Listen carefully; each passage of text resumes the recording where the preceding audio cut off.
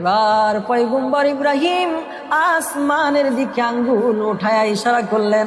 আম্মা জান হাজেরা ডাক দিয়ে বললেন, স্বামী গো, বুঝেছি আল্লাহর হুকুমে আপনি আমাদেরকে এখানে রেখে যাচ্ছেন।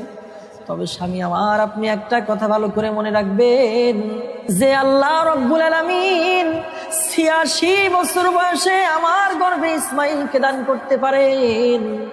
ওই আল্লাহ, এই মরুভূমির মধ্যে পানি নাই, এই মরুভূমির মধ্যে খাবার নাই, ওই আল্লাহ এই মরুভূমির মধ্যে আমার সন্তানের খাবার ব্যবস্থা করবেন। একটু জোরে বলা যাবে কিনা সুবহানাল্লাহ? আল্লাহ তাআলা বললেন, ইব্রাহিম, এই কাবার পাশে তোমার স্ত্রী সন্তানকে রেখে চলে যাও।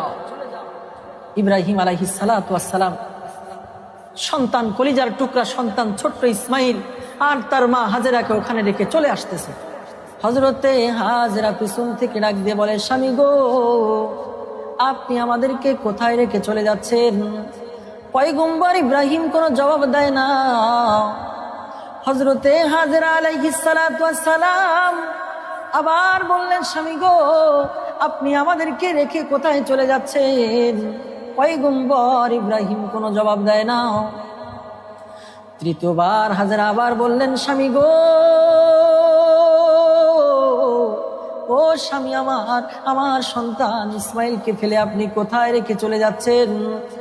এবার পয়গম্বর ইব্রাহিম আসমানের দিকে আঙ্গুল উঠায়া ইশারা করলেন।